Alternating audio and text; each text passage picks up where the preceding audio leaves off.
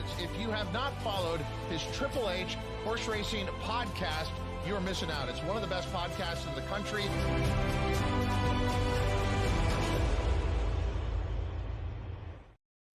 Good evening and welcome to the HHH Racing Podcast, our first edition of Wire to Wire. This is our brand new show in which we are covering the fantastic $1 base bet coast to coast pick 5 that occurs at Gulfstream Park and Santa Anita. Now, our preview is usually going to be for the Saturday coast to coast pick 5. However, for this week, with the special opening of Santa Anita's winter meet, today's coast to coast pick 5 preview will be for this Sunday. Of course, they've moved the Sunday opening day at Santa Anita. And so we're going to be covering the coast to coast pick 5 this Sunday, which covers races at Gulfstream Park and beautiful Santa Anita. Please make sure you hit that subscribe button on the bottom right hand side of the screen, the notification bell on the top right, and smash that like button below the video player. That will send like-minded horse players to the HHH Racing Podcast. Of course, you can listen to us on Apple Podcasts, Spotify, and Anchor, and you can follow us on X at HHH Racing Pod. We're expecting a lot of new listeners and viewers tonight. We welcome everyone who's watching and listening to us right now on the HHH Racing Podcast YouTube and X handle, and also welcome back to all of you on our Santa Anita X handle and YouTube channel, and us new viewers on Gulfstream's YouTube channel. We hope to be on their X handle as well in the coming week or two. We have many co-hosts and hosts of this show. I'll be doing most of the hosting, but we're going to be alternating co-hosts. I've got a great family of very, very talented handicapping experts on this podcast, if you're new to the HHH Racing Podcast, who know West Coast racing like a glove. And I have two fantastic young handicappers on here tonight who are hosts of two of the shows on the HHH Racing Podcast Network. So let's get to them right now. First, the host of Bet and Boozin', Mr. Kyle Roscoe, and the host of Pacific Horse Players, right in his own neck of the woods as he hails from SoCal and Orange County, Mr. Noah Maher. Gentlemen, welcome to our first episode of Wire to Wire and the Coast to Coast Pick 5. Kyle, how you doing tonight? Great. Obviously, it's fantastic that our good friends Santa Anita are back with us, and Gulfstream now as part of the family as well. So lots of good things to look forward to with a fantastic sequence that is the Coast to Coast Pick 5 a lot. You see a lot of big payouts, lots of big fields in these types of races too. So we're excited that we get to cover it for all of you guys. So hopefully we can give out some of those big tickets and smash our bets, or crush our bets, excuse me. For sure. Either way, we can smash our bets too. Noah, of course, if you don't know Noah, he is a senior at University of Kentucky. If you couldn't tell in the background, the basketball team is starting to pick up their game, fortunately. But what's really picking up our game here tonight, Noah, is the Coast to Coast Pick 5. It's on Fridays, Saturdays, and Sundays normally. Of course, we're doing a little bit of detour because the Mother Nature is not cooperating this week in Southern California, and they've moved opening day to Sunday. But the dollar base bet Coast to Coast Pick 5, Noah, 15% takeout, retail only. And if you don't know what that means no CAWs in the pool at all. It's a fantastic wager, Noah, and the payouts are tremendous.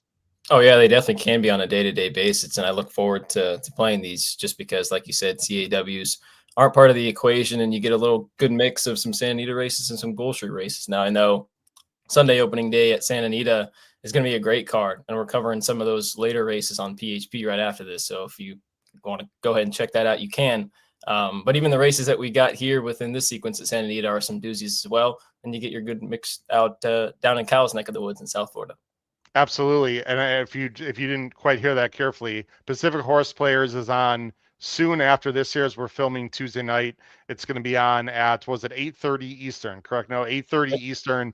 And I'm going to make a little surprise guest co-host visit, Kyle, because otherwise people won't hear my opinions at all during the week on Santa Anita as we are, other than the races we're covering because of the holidays. Let's get to our chat very quickly. We're going to jump right in. Matt Miller, Yes, our YouTube channel is over 6160 subscribers. We're getting close to 6,200. We're going to hit 7,000 at some point. Matt, thanks for pointing that out. We've got people from all over the place. Luis Bastidas, 9506. Hola, ¿qué tal? Saludos. What's going on, Luis? Thanks for joining the show, my friend. Appreciate that. Again, we were going to have plenty of new people on listening. Terry Frank is not new. Good evening, everyone. Looking forward to the new show. Thank you very much. We've got Onder OK775. Hello. Appreciate that, Onder. How you doing? Again, this is a very open format. We want your comments in the chat as long as they are appropriate, of course, and we will show many as well. Like even Jeff Chapman, our good buddy Jeff Chapman, player development rep at Santa Anita. Noah is joining Jeff on Friday. Noah, real quickly, tell everyone what's going to happen in there. Yeah, so Santa Anita we're going to be covering the late pick 5 on Sunday. So if you unfortunately missed some of the races that we're going to be talking about on PHP at 8:30, then you can check out that show that Chappie invited me to do over at Santa Anita. So looking forward to that. Yeah, it's going to be tremendous, guys. And I've been on that show several times. And because of our partnership, again, with Santa Anita and First Racing and indirectly Gulfstream, we will be on many of those shows. Now, people wondering, we'll get into the races right now.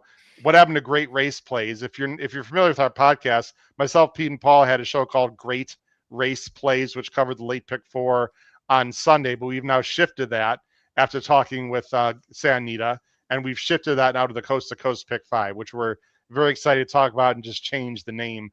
This show will normally be on after the holidays. Last thing I want to comment on, will be on Thursday nights after Picks and Ponies, just like Great Race Plays was. So check out Thursday nights after these next 2 weeks. That's where you can find this show wire to wire. All right, guys, let's talk about the format. Coast to Coast pick 5, $1 bet, 15% takeout, retail only. 3 of the races will be either at Gulfstream or Santa Anita, and then the other 2 will be, of course, at Gulfstream or Santa Anita. Sometimes it's 3 Gulfstream, 2 Santa Anita. Sometimes it's 2 Gulfstream, 3 Santa Anita. But it's always going to be 3-2 or 2-3. The great thing about it also, Kyle, is this happens really quick, right? I looked at this week's Coast to Coast pick 5. In less than 2 hours, my friend, are these races. So they're pretty much back to back, although this week there is a gap between leg 4 and leg 5. Correct, right? Because you have the races are Gulfstream Park 7, as Howard touched on, Santa Anita 4, Gulfstream 8, Santa Anita 5, and Santa Anita 7. But you'll see why that gap exists as we go through Santa Anita 7 rather than, I think Santa Anita 6 is actually a nice race. It's a grade 2, I believe, but it's only 8 horses. And race 7, though, is an absolute doozy down the hill. So only in theory should create a lot more value for those players out there. And the last thing, just for our format, we are going to handicap these races, but we want to really talk about ticket construction as well. So we're going to handicap relatively quickly through these races and spend a good amount of time at the end of the show talking about how you construct your tickets, Noah, because the $1 base bet as opposed to 50 cents really does change your thinking. Oh, absolutely. I mean, you got to pick your spots where you see fit. And like the race that Kyle had mentioned, that's probably one that a lot of people are going to spread. And, they make it convenient where they leave out that kind of matchup between Nisos and Nevada Beach in race 6 at Santa Anita. But then they leave us with race 7 and they give us a gap. So, if we're alive to big ticket, we can sweat for a couple hours. Absolutely. Yeah, there might be a sweat going in that last race for sure. All right, let's get into it, guys. Get your paper and pencils and pens out, ladies and gentlemen. Here we go. First race of the Coast to Coast pick 5. Again, this is on Sunday, is race 7 at Gulfstream. It's a main special weight, 6 furlongs, going $70,000 the purse for 2-year-olds. The nice thing about this, Kyle, is that they put this as the first race so you can see the board because there are a bunch of first-time starters. We do not have morning lines at Gulfstream. However, we do have morning lines at Santa Anita. I'm guessing the 2 Cox horses will be taking a lot of money, Kyle. The number 7, Waymark, and the number 8, Autobahn. They're both Cox. One's Tyler G. One's IRAD. They're both first-time stars. Let's see where we're going as a group. On the bottom of the screen, I'm going 7-8-2. Kyle's going 8-6-7, and Noah's going 8-2-7. Kyle, we'll start with you, and then we'll go to Noah. You guys are both going with Autobahn. When you name a horse Autobahn, You better be fast, right, Kyle? That's exactly what I was gonna say. You took the words. I had to check off my quota for the teacher joke, and I wanted to get it out early, but you beat me to it. Autobahn, there's a lot of things to like about Autobahn, but the good thing is, Howard, I completely agree with you. The nice thing is that this is the first race. Obviously, a very daunting task for some people to go into with a 2-year-old maiden race where only 2 horses have ever started a race before. So, it's going to be a lot of deep dive into these horses, breeding wise, workouts wise, all that type of stuff. But then you also get the benefit of seeing where all the money is going. And that can sometimes lead you to an inclination on who's live and who's not. But Noah and I both landed on Autobahn. Nyquist, Windstar Farm, Cox Ortiz, just a ton of good, well-meant upside to this horse. Nyquist is also very good with his first-time starters. And what is not necessarily an early stallion career by any means. He's well into it, but he's still winning 18% of the time with his 2-year-old first-time starters. Yep. And with the Take Charge Paula, if you've been in the game for the last couple of years, think of Paula, you can think of Long Neck Paula, who this horse is a half to, who was a runner-up in a couple listed stakes and winners of listed stakes early in her 2-year-old career. Obviously, she's still running in the Wesley Ward barn, so lots to like there. And I love that he's drawn to the outside as well. Yes, I don't mind the outside draw at all. I will say, certainly Long Neck Paul is talented, no, but there were 2 other runners coming out of this dam that really didn't do much running. So, and this is obviously not a Wesley Ward. Look, I'm sure the horse is talented. I just want to point out that it's not as if every sib of the dam is some kind of monster, but you like Autobahn also. Yeah, and to your point, Take Charge Paula was a little bit more of a 7 furlong to 9 furlong specialist. I know that the dam of the 7 kind of was as well, so maybe you can make that argument. But there are certainly maybe some holes to poke. I'll be interested to see how this race actually gets bet, because there is workout info about the 7, but there isn't any workout info about the 8. Now, if I look at the board with about 5 minutes to post and I see that the 8 is really getting bet over the 7, I kind of have a feeling that Kyle and I are probably on the right horse. But with that being said, people could see what they like with the 7 and some of those workouts that he's shown before, and maybe flip that other way that you have. Yeah, the board is definitely going to tell here. And by the way, I think there's another first-time star, and you and I are thinking similarly, that could be very interesting. I'm going to go with Waymark, guys. 700K. Keeneland September sale. Pangburn is the dam. Pangburn was a very nice horse, although a little bit longer and maybe middle distance. But again, Cato River, was a nice horse for God Rest His Soul, D. Wayne. Mano was a nice horse. These weren't superstars, but they're pretty darn good. I also was able to watch the workouts. I have some information. By the way, the dam, Pangburn has dropped 5 out of 6 winners. The 2-year-olds are 6 for 14. That's their record out of the dam here. I watched the workouts, guys. He looks pretty quick, but not like an absolute bullet. It looks like, and he's got a really nice size too. Waymark looks bigger than some other horses on the workout report. The last thing I want to say about these 2, you see these Payson works, everyone, and myself and Matt Miller will be down at Payson in just a few days. I've been there before. Don't be fooled by these works. Payson is a much deeper dirt surface than Palm Meadows and Palm Beach Downs. So I wouldn't be fooled by these supposedly slow works. They actually get some in really good shape. And a certain horse named Sierra Leone worked a lot down at Payson, but into his 3-year-old year. I'd say that worked out pretty well for him. Again, we're going to go through this pretty quickly. Noah, Kyle, give me 15 seconds on Mach 7. Again, you better be fast with that name, Jose D'Angelo. I know. D'Angelo is super. This is the 6 horse, everyone. That's correct. Yeah. D'Angelo is super good with his 2-year-olds. Gervin's also another stallion that has done very well with 2-year-old debuts, 18% on the win end as well. And the thing I didn't like about Waymark is Lamb's maps are in general, take a little bit more to get going. And obviously Brad can whip them into shape just as well as anyone else. But Mach 7 with those workouts as well at Palm Meadows, D'Angelo works them very fast with that last one in 48-3. Very excited to see how Mach 7 breaks. And Jorge Ruiz is a jockey D'Angelo uses a lot. So Mach 7, with how Waymark's going to be bet, I'm sure a lot. I wanted to use Mach 7 at least in second. I agree. And if the horse is cold, I'm assuming, Kyle, you may not use. We'll have to see. High Camp, the 2, is the other one, Noah, that I've gotten third, and I could easily move up depending on what the board says. William Walden's doing a great job. This is an Instagram colt out of an Uncle Mo mare. Summer Silk was unraced. I really like the works. Again, works are just one thing, Noah, but I like the way this horse moves. It's OXO equine. If this horse, and he's got some pretty good times there. If this horse is, 3-1, 7-2, and taking money into the heat of these two Cox horses, look out, my friend. No, I completely agree. And to your point, I think if I was just going based off works, I'd probably go in his direction. Now, Instagram's a little lackluster so far with his 2-year-old first-time starters. I think he's only 5 or 6% so far.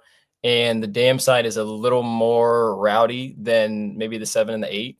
But like you mentioned, if he's taking some money in the win pool, I still kind of think if you beat the 7 and the 8 in this race, you're probably going to have a pretty good ticket going forward to start this coast-to-coast Big 5.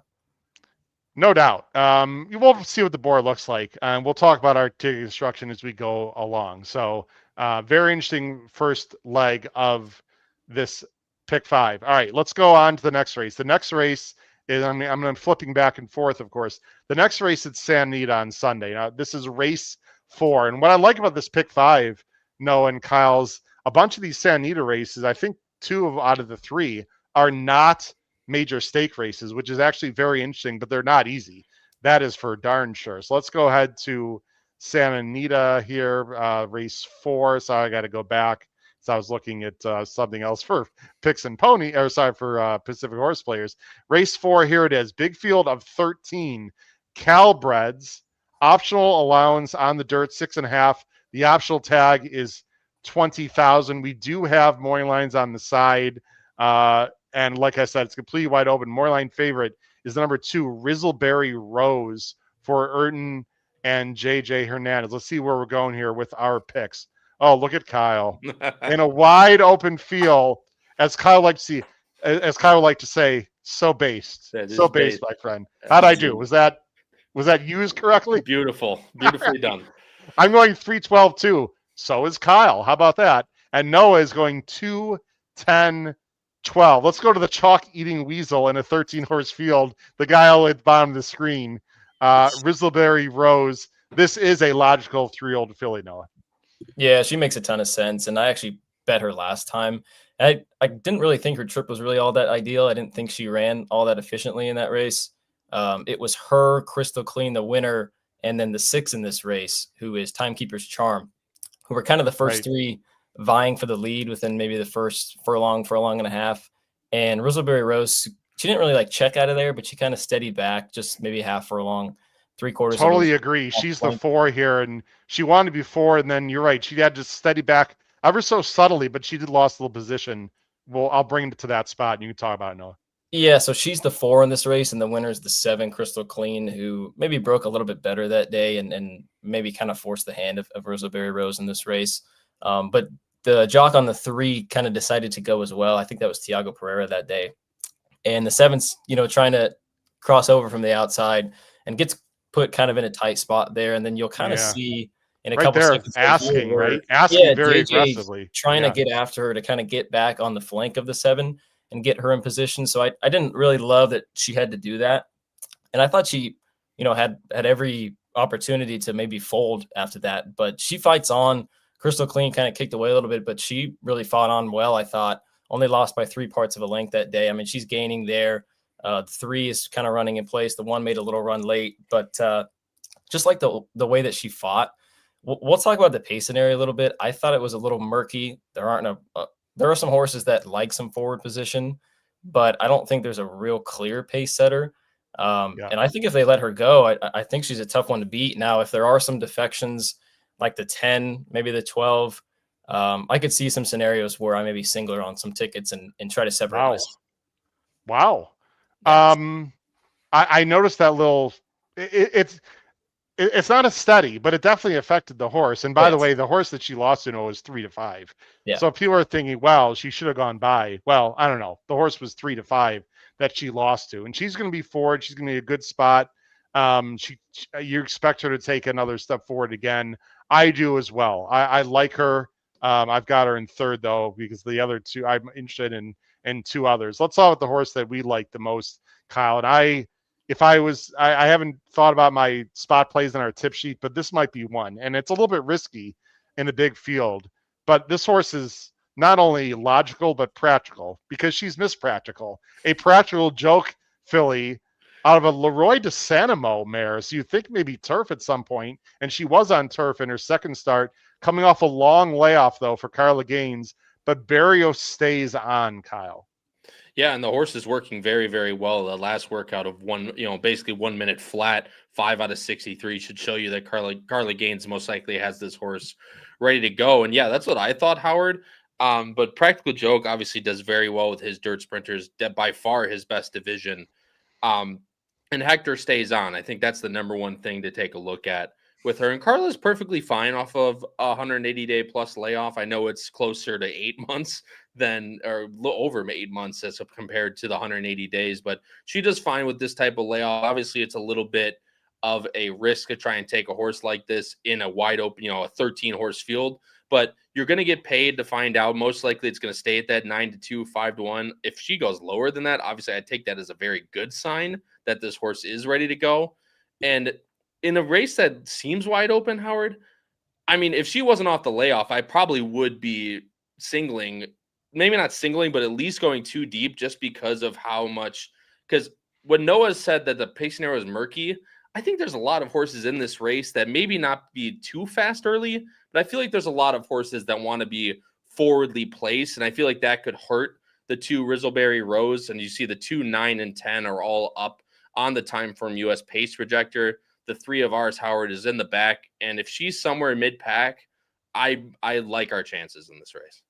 Yeah, I don't think they're going to be going slow. I think that's pretty accurate. I'll mention a few quick things about the 3 that you already touched on. First of all, I'll say this, Kyle. If she wasn't off a layoff, she might be 2-1 in this spot. So the fact that the price is baked in with the layoff. And speaking of layoffs, how about this, guys? Carla Gaines, 6+ month layoff or more last 5 years. How about 16% on the win end, 45% in the money? That's very good. With and this horse ROI too. Not only, yeah, and you know what, Kyle? She's running about as fast as these others were when she was April 3-year-old year. Now you could say, well, she must have had an issue. Well, maybe she did, but she is working very well, and she looks like a pretty big filly, Kyle, in the workouts that I saw. So I like Miss Practical. I like her quite a bit. She's going to be further back than than Noah's horse, but I think she'll be able to work out something. Let's talk about the 12, guys. No, you've got the 12 in third.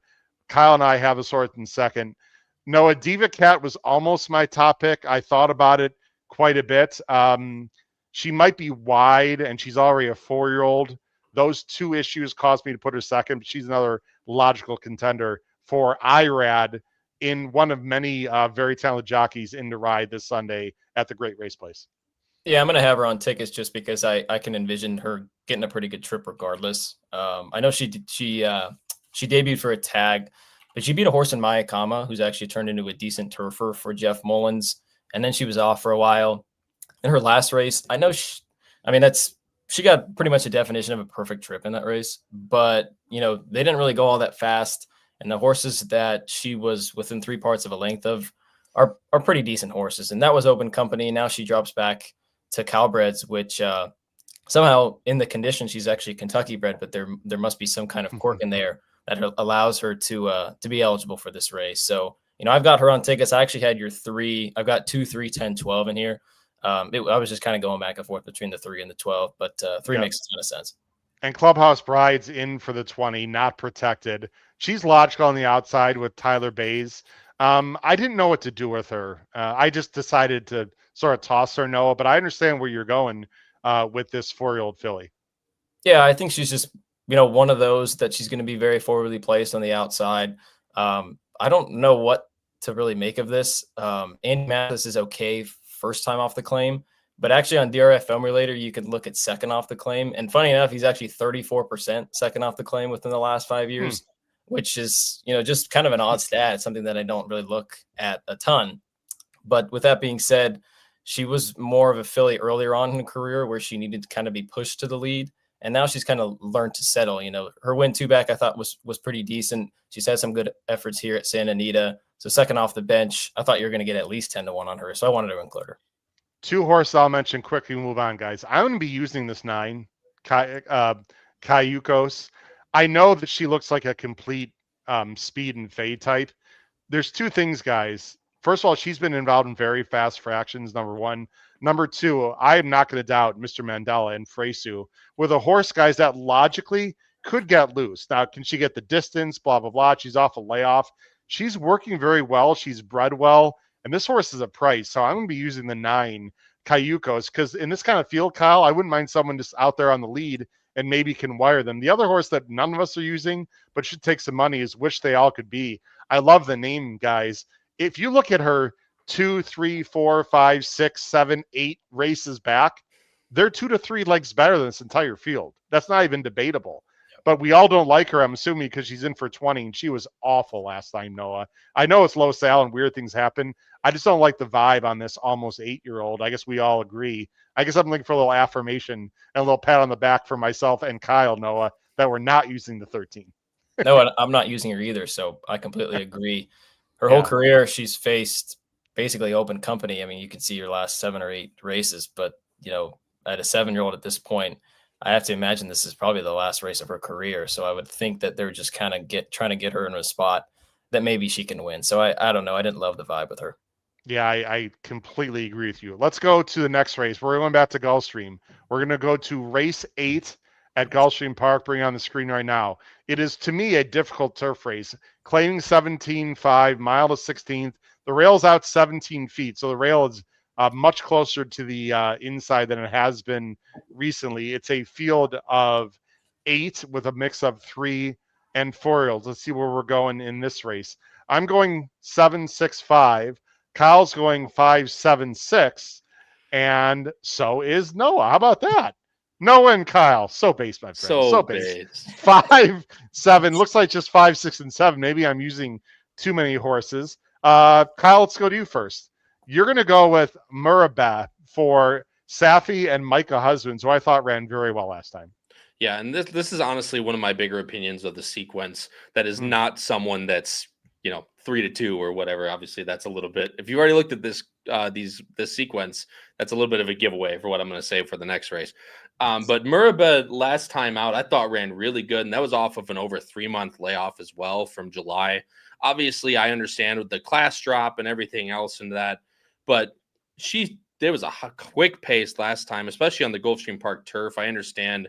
Obviously, South Florida, we know how quick that turf can be, but 23 flat, 46 flat, and 109-2 is definitely not slow by any means, and still was almost able to pick out the win. And Safi loves, especially in South Florida, he just likes to put his horses where they can win. And the fact that this horse drops again to 17.5, it's not really a red flag to me at all. Just saw last time, ran well, drops her down a little bit to where that he can win. I really do like Murabeh in this sequence. One horse I'm going to key in on, and especially being a smaller denomination player, got to find your opinion somewhere. And in a race where I don't trust a whole lot of horses in here, I kind of narrowed it down to basically 2 horses. I'm going to go with Murabeh, and hopefully, and I really do like the way Micah Husbands rides and the way he's kicked off the championship meet, only installs more confidence in me. Yeah, but he's eligible for this race now because this is a condition non-winners of 3, and he's only won 2. So great job by Safi Joseph to find that in the book. He battled, into a pretty fast pace off a layoff and hung on well. My only concern, I'm using him also, I don't like him quite as much as Kyle, Noah, is there is other speed on paper here. I know you can say, well, there was other speed last time, but I think there was more quality speed. I believe the horse that was pressing him in that last race was like 50-1 and just sort of shrugged him off. So he can obviously win, though. I just think this is a slightly tougher spot, even though the claiming price is lower. Yeah, I would say that I think the main speed is to his inside, which I do like. I think that's probably a feather in his cap. And you have seen a little versatility on his resume that, he's able to sit, a half a length, 3/4 of a length off if he needs to. So I do like that. My worry was just the price. Now I know we're talking about ticket construction and maybe this is a place that you get narrow, but just with, Husbands and Safi, they seem to go crazy, especially in races where, some of the form of other contenders is, a little up in the air. So I was a little worried that there might be a 5 at the end of his odds, but just looking at the chart from that race, I mean, he had every reason to fold last time and really fought on. I thought he ran well. He did. I can't. I was trying to bring up the formulator, and it wasn't. The map was okay. Interesting. All right. I don't know what's going on with that. There we go. All right. It's just thinking for a little bit. A little patience. There we go. Padawan, Yeah. A little patience. Fast pace on the right there. Actually, is Morabet third, guys, if that is correct. So when I saw the pace, I think haven't seen that before. I think Drinking Wink is definitely going. The Warrior Wayne is not slow, guys. Morabet, I think, is going to have to sit. And then, what is Catch a Tiger going to do from the outside? I think he's got to go at least a little bit. So, guys, I think they're going to mix it up quite a bit. I like Corta Fuego quite a bit here, guys. And not just because it's IRAD. If you go 2 back, I thought he was in between horses in a really weird spot and did lose to Morabet in the race we're talking about. And I'm not going to show the replay right now, guys, but I thought Corta Fuego had a much more difficult trip and only lost by half a length. In the last race, where it doesn't look good, I understand. The horses that were 1, 2, 3 at the first quarter, guys, finished 1, 2, 3. It was a complete merry-go-round race. Excuse me. He also had some trouble in the back of the pack and a very slight check and steady off the claim for David Fox and IRAD. Look out, guys. I think Corta Fuego might just be En Fuego in the lane. I don't know what price I'm going to get. And I'm going to throw the 6th and 2nd because, again, I think it could collapse. And High Tech Prince ran very well in higher class races. And again, last time, guys, that was the same race that the number 7, my top choice, was coming out of. And I thought, again, that race, when I didn't think about it, it did hold together. I just think this race is a different scenario than the other races that we've seen for these 2 horses. And I think I might get some prices. So I'm going to go 7 and 6. No, not the other way around. No, because there's only so much of the gestures we can have. But it does seem to be those 3. But I think this is a tricky race, guys. I don't trust those 3 fully. No, and I think that's it. And I didn't trust enough to single, even though you'll see in a little bit, I do have the 5 as my lone A. If I were to play a caveman, I wouldn't exactly have this horse singled. However, because I feel like if it does heat up, like if it does heat up like a Timeform formulator or Timeform US says, I think the 7 was the other one I narrowed. So I definitely think it could be a tough race. But again, in Micah and Safi, sometimes I'll trust. The one stake race in this sequence is race 5. This is leg 4 of the Dollar Coast to Coast pick 5. And actually, before we do that, guys, I want to bring up a few banners that I've got that are very important. We've been showing a lot of DRF. They are a proud sponsor of this show, and you can get PPs and clocker reports for Gulfstream and Santa Anita every race day. Simply go to drf.com for more info. Those clock reports, guys, should come out usually 48 hours in advance. I would say they'll come out probably Friday of this week. The other thing with Santa Anita, guys, these opening day pools, Noah, they're predicting how about 1 million in the early pick 5 and 1.5 million in the late pick 5. I know we're going to be covering a lot of those races in our next show in the later sequence, Noah. Oh, it's great. No, I mean, as horse players, we'd love to see, pools with big money in them. So even the early pick 5, I didn't get a chance to look at those races, but if you got guaranteed 1 million in a pool, I'm definitely going to take a look. I mean, it'd be crazy not to. No doubt about it. Mathis Mile, guys, grade 2, 200,000 on the turf. This is restricted to 3-year-olds. Now, we don't need to have a long conversation about the W word because I know a lot of people don't like to talk about it. But obviously, Noah, there's got to be at least some moisture in the turf course. I mean, it's definitely not going to be rock hard. We have no idea how it's going to affect these horses, but if they have the turf listed as good, I wouldn't be surprised. Yeah, I could see that being the case on Sunday. I just looked at the weather actually before we hopped on the show, and I think the last day that they're supposed to get rain is Friday, maybe Friday afternoon sometime. Yeah. So if it's warm and sunny on Saturday, I would maybe be a little more conscientious of maybe you get a firm turf course on Sunday, but if it comes up good, I really wouldn't be surprised. Yeah, I mean 62 on Saturday, and with 4 or 5 inches of plus of rain before that. Yeah, there's gonna be moisture in the track. Anyway, it's a field of 7. Big Moorline favor the number 3, Namarone, a German bred, who, by the way, the German breds would appreciate a little cut in the ground. I want to mention that as well. Sadler and Flavien. Let's see if we're gonna all go with this horse or not. Nope. Oh, no, you cheeky friend. You cheeky boy. I'm going 7-3-2. Kyle's going 3-7-5. And Noah's also going 7-3. But he's going to throw the 6 in.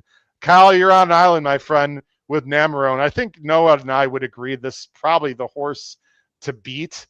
And I understand a lot of people are going to single this horse in the Coast to Coast Pick 5, which we'll talk about in a minute. So talk about this talented German bred with Flava Flav. And Flavien, I trust. The thing I always say, I trust him with my firstborn child. I'll trust him with my horse. I'm not mucking around, guys. I know a lot of people are going to do this. I'm stone cold singling this horse. There's so many things that I like about him, especially, again, as I mentioned before, and I'm not trying to say, oh, you shouldn't play big tickets. If that's your budget, that is. It's not mine. So I have to find my best opinions, and I need to hammer them the biggest that I can. Namarone is that exact horse for me. And I know he's 3-2. I know it's not creative, but I'll just go through real quick what the things I like about him. Last time in a 1.8 the Twilight Derby, there's none of those horses in here. Obviously, Maz ran second, and that's the 2 horses that you guys and I have in the top 2. Getting back to that mile distance, I think, is going to greatly help Namarone. You can look back in the Germany races, 7.5 mile on the 16th mile races, basically doing super well in every single one of those that I mentioned, including with cut in the ground, which is the big thing that I also wanted to hint at, because I know there's a ton of weather, including at Kentucky Downs during that weekend.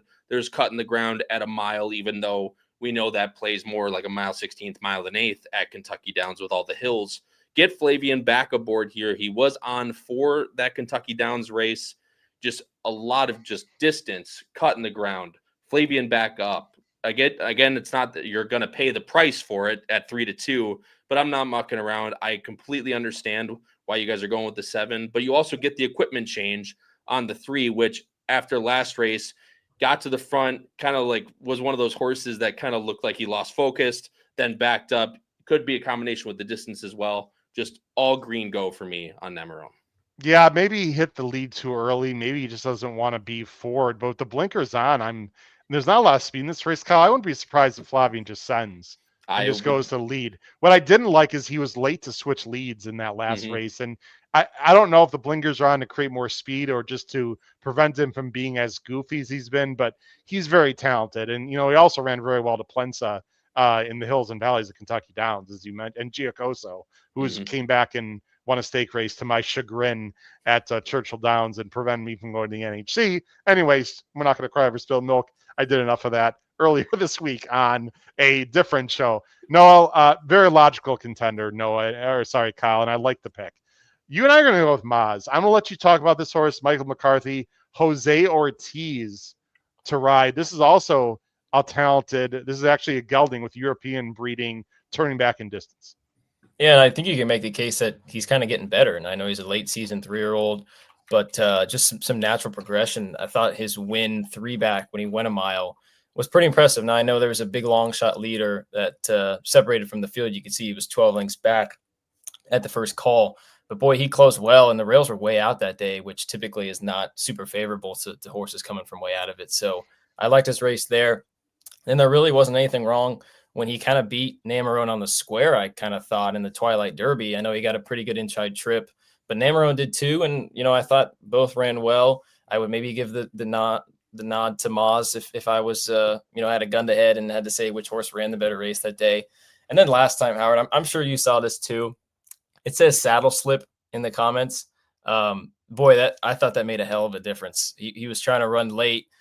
You can see it on the gallop out where Ricky is just completely on top of the withers of this horse.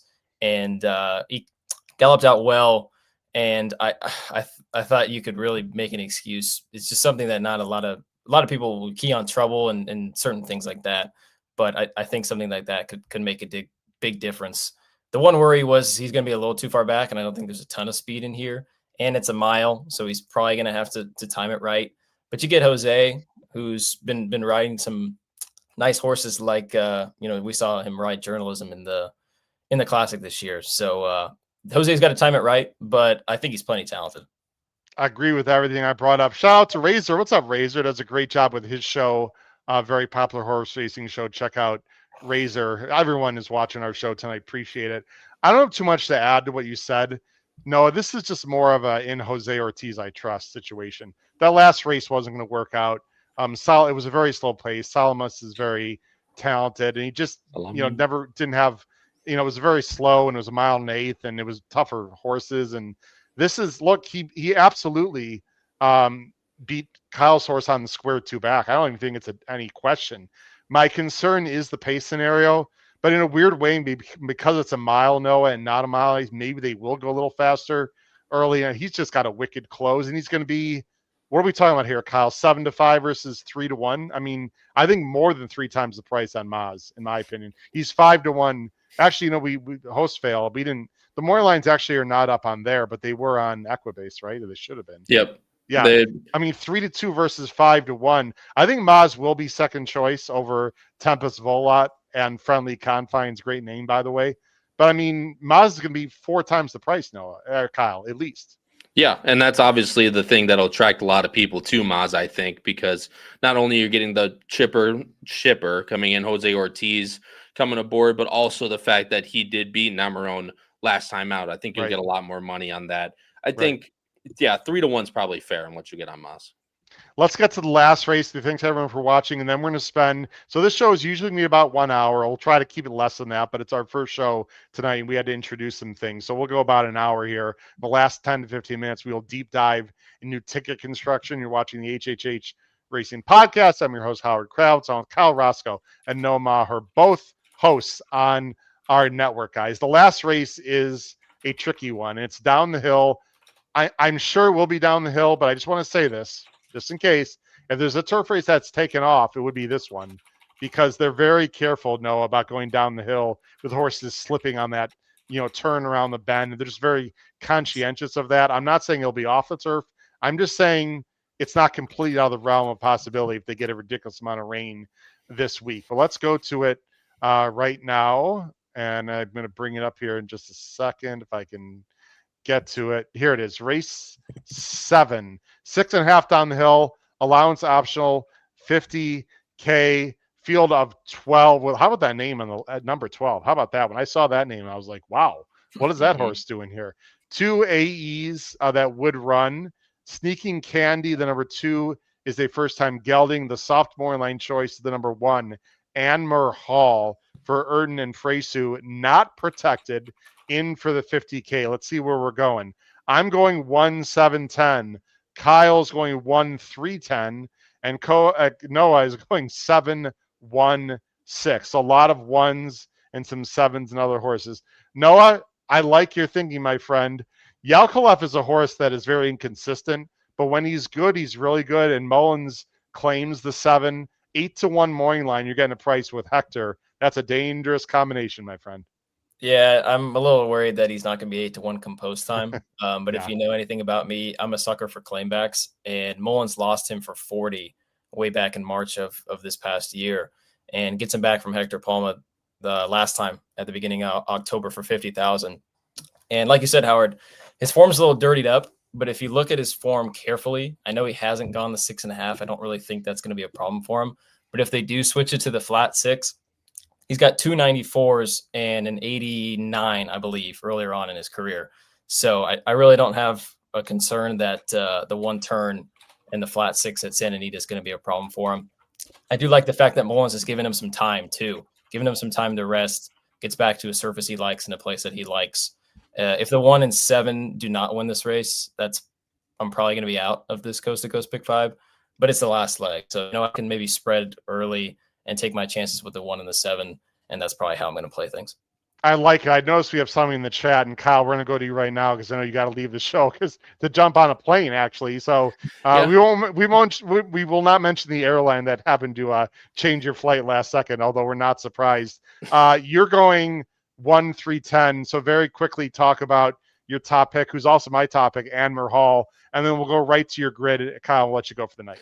No worries. Thank you, guys. I appreciate it. Yeah, and you can take a guess, people, on what. But it was $200 versus $500 to fly home. The week of Christmas. So put it in the chat. Who is Kyle? What airline is Kyle flying? Go ahead. We can all do. Yeah, we know what's happening. But Anmer Hall, Howard. Obviously, I like that you have this horse on top.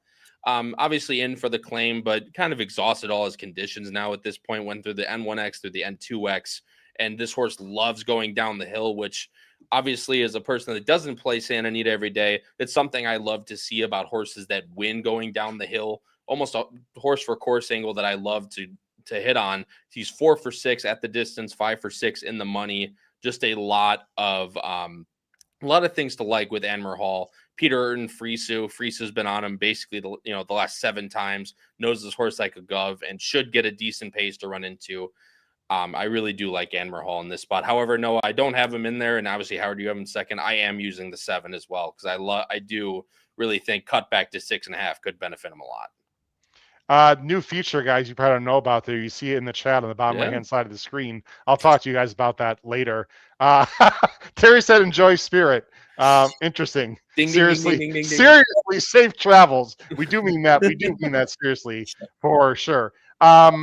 All right, and Kyle, let's go to your grid. Now, we were going to save this for a few minutes. Let me go back and take this off the stage here. But I'll just let you talk about your grid, and Noah, you and I can talk in details about more construction. Kyle, here's your coast-to-coast grid right there. We're not going to go through the ABC method, but you have a $96 play, which is based off of this column if you're playing a caveman. Funny enough, they're both $96, in case you were wondering. Somehow that worked out, so it works. But again, I talked about it a lot, guys. I need to press up my opinions when I have them. Talked about Namarone a lot. That's my biggest play of the entire sequence. 7 is a complete backup C because that's the only other horse I do like in that spot. Obviously, both of your top picks. And with the 5 in race 8 at Gulfstream Park, that's the other one I talked about, how I have my biggest opinion. Obviously, you can see in my caveman, I did not single him there, but because I had a little bit extra money to spend in that race, I wanted to include the 6 and the 7. But if I can hit, an all-A ticket, it's 2x2, single by 2. I swear to God, even you got him doing it now too. That makes it even worse. I don't do it as well as Noah does. Anyway. But I think the 2 hardest races in the sequence are the first race at Gulfstream that we talked about, and that's the 2-year-old. So maybe you can cut down on that based on who's taking money, and this race that you guys are going to finish up talking about at Santa Anita, because I think there's a bunch of different horses that can end up winning this race, including a couple horses at a price. But like I said, trying to take my opinions, my best opinions of the entire sequence, and hammer them as best I can while still trying to catch prices in other legs. Kyle, great analysis. We're going to let you go. Don't go anywhere, folks. Kyle and Noah and I are going to end the show here. Safe travels. You guys will have a lot more fun now that I'm gone. So these 2 guys. I wasn't going to say it, but that's how we felt, right? Nice. Merry Christmas, Kyle. Staying at my house too in a couple of weeks. That's the worst part. That'll be fun. That is true. Merry Christmas, my friend, and safe travels. And I will see you on Sunday. Correct? Yep, absolutely. And Merry Christmas to everybody out there. Thanks all for watching, of course, and go watch Betting and Boozing if you haven't already. Absolutely. Take care. Thanks, Kyle. Appreciate it. Thanks, guys. Bye. All right. Kyle Roscoe, great job. Let's go back to this race. You are going, you talk about the 7. I like Anmer Hall, and I like him quite a bit here, Noah. Yeah.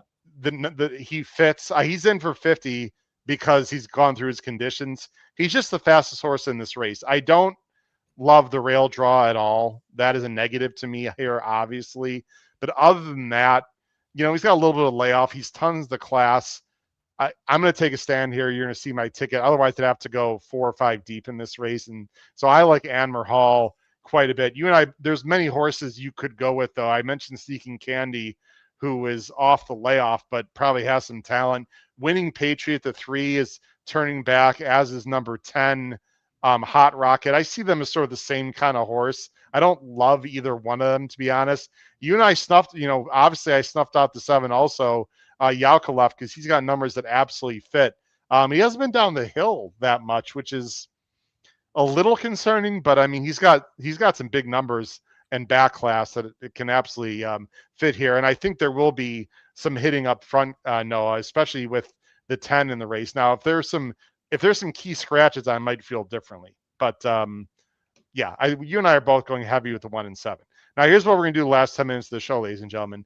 We're going to show our own ABC grid and talk about ticket construction because, again, with a dollar-based bet, Noah, you really got to make some decisions. Now, I've limited you and Kyle and everyone on the show to a $100 budget, but I'm going to be honest with everyone. If I play this, I would probably play more than 100.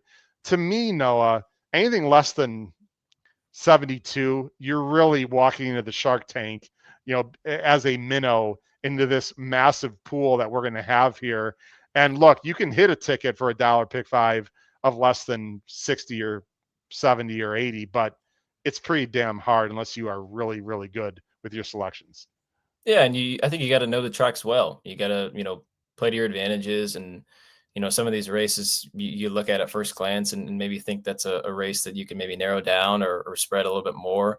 I unfortunately couldn't find a single. Typically, I try to find singles if I'm playing pick 5s or sequences of this nature, but there were just spots I didn't love that I thought, if I get away with 2, maybe I could get out of there alive. And I've got 2 in 3 of the legs, and then 3 in race 8 and 4 at Santa Anita 4. But I used pretty much all that bankroll that you gave me, Uncle. Uncle, for the 7th time as of Sunday, by the way, Yeah. with my brother and sister-in-law had a child. Congratulations to them. Quick question, Noah, in this particular sequence, if the 7 is taking more money, would that affect your caveman selection of tossing him?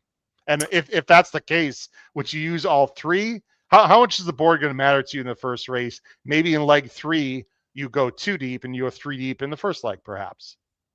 Yeah, that's a good question. I'm kind of sold on trying to beat the 7 in the first leg. Now, I think the board would have to really tell me otherwise, but I'm a little convinced that you might want him next time, and I might just go with 2-8 and maybe get through that leg, just because there are some other races where I want to have some coverage, and I think maybe I can get out of there with the 2 and the 8. There's been discussion with horizontal, and you actually, in all fairness, Noah, you used to play horizontal bets a little more. You've been more contest heavy, and for pretty darn good reason if you pay attention to the contest world, ladies and gentlemen. The age-old question, how important is it to have a single in $1 pick 5, Noah? It's certainly not an absolute, but what's your general feeling? I mean, if it's not there, you can't really force a single into your ticket, right? No, I think when I approach these sequences, I always try and look for one, but just with the nature of this week's sequence and how I saw it, everybody sees it differently. I just couldn't find one. Now I've kind of, done things a certain way on the grid. If you're playing, an ABC ticket, or if I have some maybe lesser opinions win one of the first 3 legs, then I'm not sure I want to be alive to the 3 and the 7 in that 4th leg. I'd rather just maybe take my chance with the 7, and if Namarone wins, then lose. But I think that's kind of a way where I can maybe press up some other opinions and maybe not have to spend so much on maybe some shorter prizes. Yeah, you're going to see my ABC grid here in just a second. I agree. It's a tricky situation. By the way, for everyone at home, that is part of our tip sheet, and we have a fantastic tip sheet. If you're new to our show, especially, and you're not familiar, we have something called Power Pick tip sheets. Let me put it on the screen. Very inexpensive, very profitable. Look below the video player in the description for our Power Pick tip sheet. We also have our premier membership. You have to go to our website, hhhracingpodcast.com, to check out Team HHH.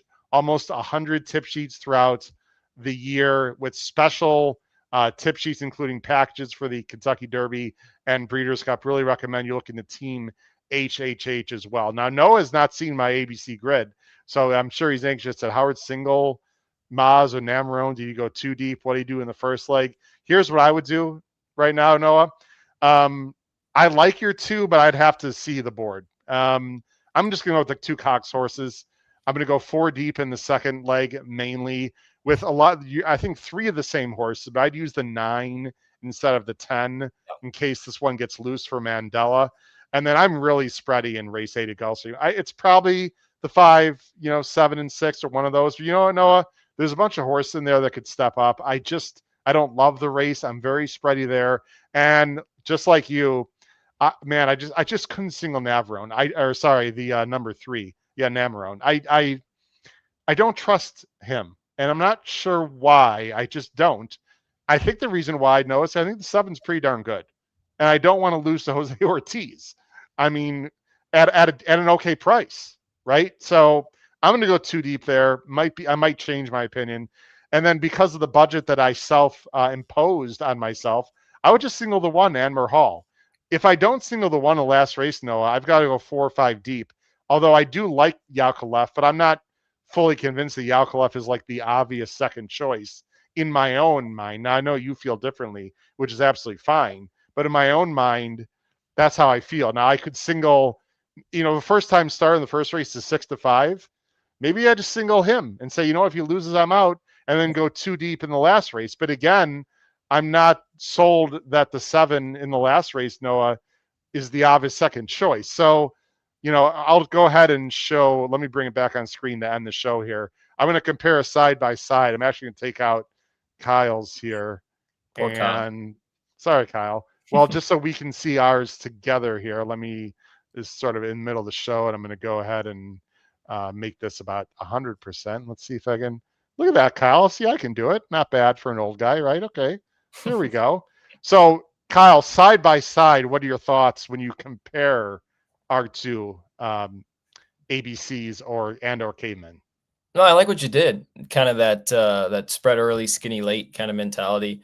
If you have the opinion of, maybe 1 in the last or maybe 1 in another, like I have with the 1 and the 7, I think the name of the game is just, trying to get alive to that. Because I think some of those races like Santa Anita 4 and Gulfstream race 8 are a little more difficult where you'll want to maybe spread. And even in some of those races where you've got those big fields, you're not going to have huge favorites in those races. So I don't think that, it's going to be tough to maybe get some value going forward. So those last 2 races, I think, are going to be key at Santa Anita. Race 5, if you're able to beat Namarone, because I think that could be a good spot, what Kyle did, where if he's singling there, I don't think he's going to be the only one. So if you're able to beat him and kind of structure your ticket around that, then I think you're really going to get paid.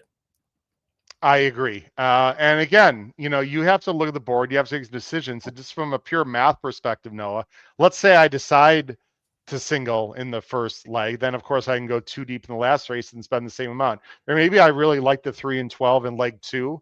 And you're going, instead of 4, you're using 2. Now I can use 2 more in race, actually 1 more, in race 7, right? So instead of 4 by 1, I'd be 2 by 2. Anyway, there's a lot of math involved in that, but ticket instruction, Noah, it's not maybe more than half. It's absolutely more than half of the importance of putting these tickets together compared to handicapping. Yeah, and a lot of times I think definitely you and us on the podcast preach playing multiple tickets where you have a main ticket like you've got right in front of you and maybe a backup. And in your scenario, maybe you use a couple less horses in that second and third leg and then try to get yourself alive to some backups, maybe the 7 and the 10 in that last race, just in case the 1, doesn't win that last race. And the last point, and then we'll end the show. If you're not familiar with the ABC grids, without going into a lot of details, there is a video on our YouTube channel. If you go to ticket betting strategies at the very bottom of our YouTube main page, I do a video I put out several years ago about the ABC method. But in general, ladies and gentlemen, A's are our top selection, B's are our secondary selections, and C's are our extreme backup selections. And the A's do not have to be favorites. In fact, you're almost better off if your top choices are not necessarily favorites. You mix in some prices in there. So hope that helps with ticket instruction. No, obviously we don't know about scratches and whatnot. Last thing I want to do, and then we will end the show. We thank you for watching very much. We are very proud, as I said, to be sponsored with Santa Anita, and you can find details about this dollar pick 5 throughout for the next 5 months. If you can't watch the show or listen to the show, we do have a spot, and thank you, Santa Anita, for this, on their website. So if you go to their website and you go to the wagering at the top, and then you stay on that and you go to expert picks there in the middle of the screen, and you go to expert picks and you just go ahead and click out of there, and looky, Wow. Oh, they got my icon now. They thank goodness no that you want to see my real face. The cartoon icon with the money flying is much better. But if you go under there and you click on that, Noah, you will see a lot of information. And also just to let people know, I am not going to be writing that every single week. We're going to have different people from the podcast writing our selections on there. So although it says Howard Krabs, that's more it's sort of a tip to the cap to our entire podcast. It's gonna be a lot of fun, Noah. It's fantastic.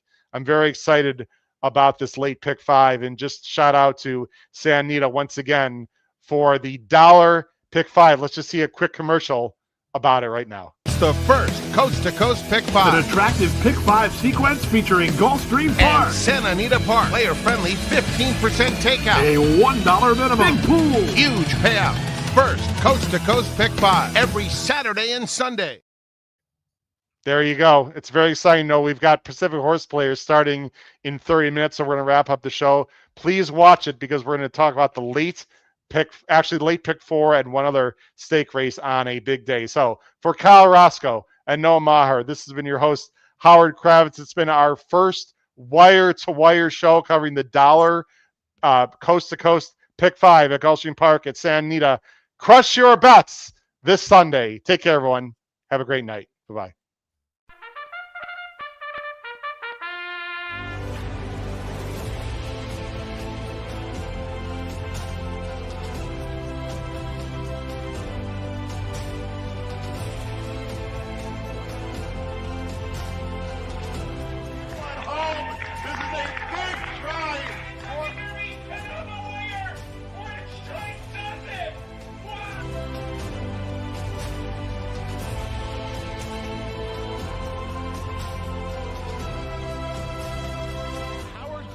If you have not followed his Triple H Horse Racing podcast, you're missing out. It's one of the best podcasts in the country.